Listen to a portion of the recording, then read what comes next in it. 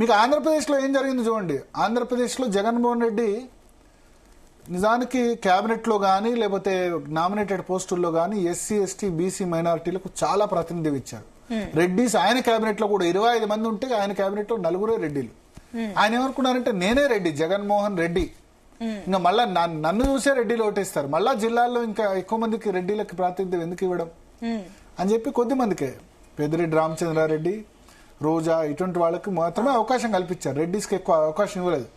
కానీ ఏం చేశారు, ఎలక్షన్ వచ్చేసరికి జిల్లాల్లో ఎవరి రెడ్డి వాళ్ళు ఉంటుంది కదా ప్రాబల్యం, ఎలక్షన్ వచ్చేసరికి కమ్మాసేమో అవుట్ రైట్ గా కొట్టేశారు తెలుగుదేశం పార్టీకి. రెడ్డిస్ మాత్రం మాకు జగన్మోహన్ రెడ్డి ఏం చేశాడు, ఆయన రెడ్డి కానీ మాకేం లాభం జరిగిందని చెప్పి వాళ్ళు సైలెంట్ గా ఉన్నారు. అగేన్స్ట్ గా చేయకుండా సైలెంట్ గా ఉన్నారు. సరిపోయింది. ఏం జరిగింది, 11 సీట్లు వైఎస్ఆర్సీపీకి వచ్చాయి, 124 వచ్చాయి. సో ఎప్పుడు కూడా రాజకీయాల్లో పొలిటికల్ గా కేసీఆర్ కి ఇవన్నీ ఆలోచన లేకనా, ఆయన వెల్మ సామాజిక వర్గం నుంచి మళ్ళీ 4 మంత్రులు ఉన్నారు, కేసీఆర్, కేటీఆర్, హరీష్ రావు, ఎర్రబెల్లి దయాకర్ రావు, 6 రెడ్లు ఉన్నారు, అంతకంటే ఎక్కువ. ఎమ్మెల్యేల టికెట్లు కూడా కాంగ్రెస్ కంటే ఎక్కువ రెడ్డిస్ కి ఇచ్చారు కేసీఆర్. ఎందుకంటే రెడ్డిస్ పవర్ ఏందో తెలుసు. రెడ్డిస్ కు 2014లో Congress party Antony committee report ఇచ్చింది. నాన్ రెడ్డిస్ తో మీరు వెళ్ళారు. అప్పుడు ఏంటంటే పిసిసి ప్రెసిడెంట్ పొన్నాల లక్ష్మయ్య, తర్వాత క్యాంపెయిన్ కమిటీ చైర్మన్ బట్టి విక్రమార్కను ఎవరు ఉండేది, సరే దామోదర్ రాయనరసింహ ఉండే. అప్పుడు రెడ్డిస్ ఎవరు లేకుండా ఆంధ్రప్రదేశ్ లో పిసిసి ప్రెసిడెంట్ గా రఘువీరారెడ్డి ఉండే. రఘువీరారెడ్డి యాదవ్ యాక్చువల్లీ, పేరుకే రెడ్డి కానీ అంటే పేరు రెడ్డిలో చివరిలో రెడ్డి ఉంటుంది కానీ రెడ్డి కాదు. సో దానివల్ల 2 రాష్ట్రాల్లో కాంగ్రెస్ పార్టీకి నష్టం వాటిల్లిందని యాంటోనీ కమిటీ రిపోర్ట్ ఇచ్చారు. సో ఇప్పుడు రెడ్డిస్ కి తర్వాత అవకాశం కల్పిస్తారేమో కానీ ఇప్పుడు అవకాశం కల్పించకపోవడం వల్ల వాళ్ళు ఆల్రెడీ కొంత అసంతృప్తి మొదలైంది. గవర్నమెంట్ వచ్చిన తర్వాత మనకేం జరుగుతుంది అని చెప్పి కదా. ధరణిలో కేసీఆర్ ఉద్దేశం వెనుక అనుభవదారు కాలం తీసేయడం వెనుక కూడా మెజారిటీ ల్యాండ్ లార్డ్స్ రెడ్డిస్ ఉన్నారు. సో రెడ్డిస్ ని సాటిస్ఫై చేయాలని చెప్పి సో ధరణి మార్చినా లేకపోతే అది మార్చినా 2 సామాజిక వర్గాలు లాభం జరిగింది ధరణి వల్ల, రెడ్డిస్ వెల్మాస్. రాజకీయాల్లో ఇంకా కూడా అంటే ఇప్పుడు బీసీలకు సంబంధించి ఇప్పుడు బీసీ వాదం బలపడుతుంది గట్టిగా.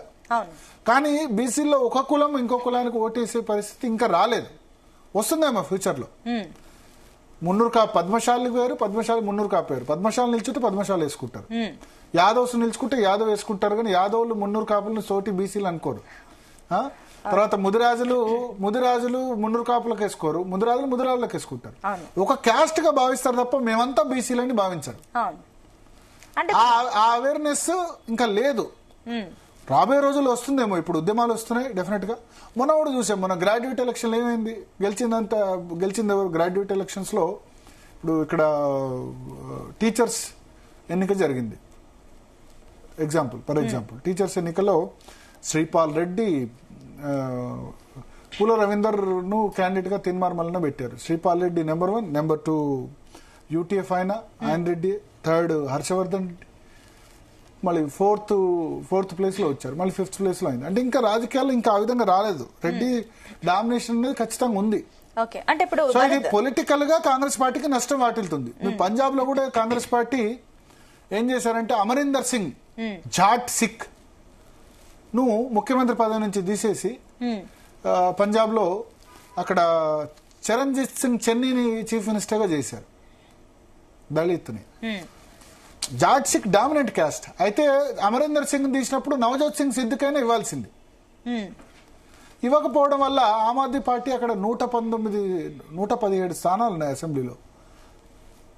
ఆమ్ ఆద్మీ పార్టీకి 93 స్థానాలు వచ్చాయి. కాంగ్రెస్ వాష్డ్ అవుట్ అయింది.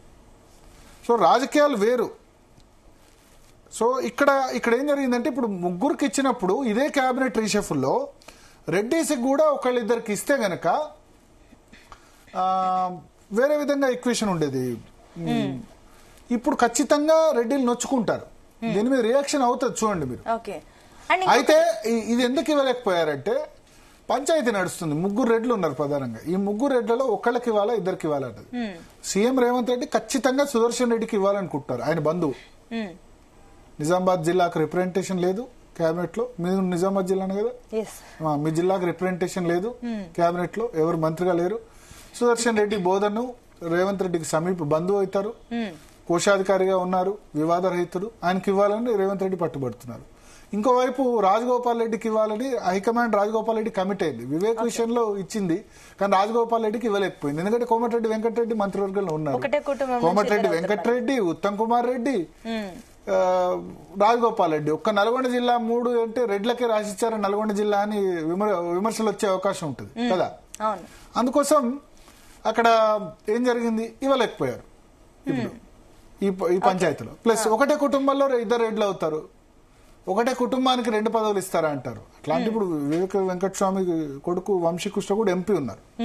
సరే, ఎంపీ కూడా 2 ఎమ్మెల్యేలు 2 ఎంపీ వేరు. కేబినెట్ లో 2 అన్నదమ్ములు ఉండడం కూడా అక్కడ అవుతుంది.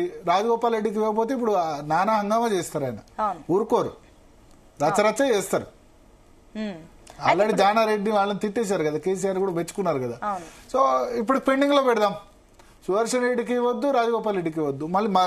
మల్రెడ్డి రంగారెడ్డి జిల్లాలో ఇబ్రహీంపట్నం నుంచి గెలిచిన ఏకైక వ్యక్తి. హైదరాబాద్ రంగారెడ్డిలో మొత్తం కాంగ్రెస్ పార్టీ నుంచి గెలిచిన ఏకైక ఎమ్మెల్యే. తర్వాత మొన్న కంటోన్మెంట్ బై ఎలక్షన్స్ లో శ్రీ గణేష్ గెలిచారు, ఆయన కూడా అరవమాల సామాజిక వర్గం. బట్ హైదరాబాద్ రంగారెడ్డికి ఇప్పటికీ కూడా రిప్రజెంటేషన్ లేదు కేబినెట్ లో. సో అందుకని 3 మాత్రమే నింపారు. ఇక మిగతా 3 సంగతి తర్వాత చూద్దాం. అంటే ఒకటి మిగతా 3లో మైనారిటీకి లేదు ఇప్పుడు మంత్రివర్గం. మైనారిటీలకు ఎందుకు ఇప్పుడు అవకాశం లేదు. కాంగ్రెస్ పార్టీ నుంచి ఎమ్మెల్యే ఎవరు గెలవలేదు. ఎమ్మెల్సీ ఉన్నారు, సియాసత్ ఎడిటర్ ఉన్నారు, కానీ మరి ఆయనకి ఇస్తే లాభం ఉంటుందో లేదో అని వాళ్ళు అనుకున్నారేమో. లేకపోతే నెక్స్ట్ ఇంకా మళ్ళీ ఏమైనా ఎమ్మెల్సీ అవకాశం వస్తే మైనారిటీకి ఇచ్చి అప్పుడు ఇద్దామని అనుకున్నారేమో. మైనారిటీ లేరు. అయితే లంబాడాకి ఇప్పుడు సీతక్క ఆదివాసీ ఉంది, ఎస్టీ. లంబాడా ఎవరు కేబినెట్ లో లేరు. లంబాడా చాలా పెద్ద ఓటు బ్యాంక్ కదా, ప్రతి ఊర్లో కూడా లంబాడి తండా ఉంటుంది. సో అక్కడ మన కాంగ్రెస్ పార్టీ కూడా అవుట్ రైట్ గా లంబాడి చేశారు కాబట్టి అక్కడ మహబూబాద్ ఎమ్మెల్యే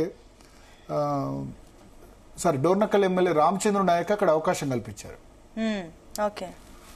అయితే రెడ్లు మాత్రం ఖచ్చితంగా నొచ్చుకుంటారు. దీంతో రియాక్షన్స్ ఏ విధంగా ఉంటాయి చూడాలి. అయితే హైకమాండ్ తెలివిగా ఏంటంటే పూర్తిగా నింపేస్తే, ఇప్పుడు 5-6 నింపేస్తే రచ్చరచ్చ చేస్తుండే, లేదు ఇంకో 6 నెలల తర్వాత అవకాశం ఇస్తారని వీళ్ళు సైలెంట్ గా ఉండాలని 3 మాత్రమే నింపారు.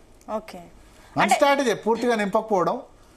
కానీ ఓవరాల్ గా ఇప్పుడు ఒక్క రెడ్డికి, ఇప్పుడు సుదర్శన్ రెడ్డికో రాజగోపాల్ రెడ్డికి ఇస్తే మొత్తం రెడ్డి సామాజిక వర్గం సాటిస్ఫై అవుతుందని కాదు, కానీ ఓవరాల్ గా ఉన్న రెడ్లకు మెసేజ్ కదా, మొన్న ఎమ్మెల్సీలో మాకు ఇవ్వలేదు. అంటే ఇది కూడా కొత్త స్ట్రాటజీ. ఇప్పుడు 3 స్థానాలకే ఇచ్చారు మీరు అన్నట్లుగా. ఇప్పుడు మిగిలిన వాళ్ళ అసంతృప్తి వాళ్ళని కామ్ గా ఉంచడానికి. మొన్న BC Vijayashanti, SC Addanki Dayakar, ST Nalgonda Janareddy అన్సర్టుకి ఇచ్చారు కదా 3 సమయం. అప్పుడు రెడ్లకు ఇవ్వలేదు, ఇప్పుడు రెడ్లకు ఇవ్వలేదు. సో అది కాంగ్రెస్ పార్టీకి వాళ్ళు బలమే వాళ్ళు కదా. అంటే ఇప్పుడు నెక్స్ట్ స్థానిక సంస్థల ఎన్నికలకు కూడా ఇది ఒక ప్లస్ పాయింట్ అవుతుంది అనుకోవచ్చా? అందుకేనా ఈ రకంగా ఆపారనుకోవచ్చా? ప్లస్ పాయింట్ ఎట్లా అవుతుంది? ఊర్లలో ఎవరిది డామినేషన్? రెడ్డిలే కదా. అంటే నేనేమంటా అంటే రెడ్డిలకి ఎందుకు డామినేషన్ వచ్చింది? వాళ్ళు ఎవరింట్లో పెళ్లి జరిగినా, శుభకార్యం జరిగినా, ఇంట్లో చావైనా పోయి 5,000 10,000 ఇచ్చి, అంటే అన్ని కులాలను కలుపుకొని వెళ్ళగలుగుతారు.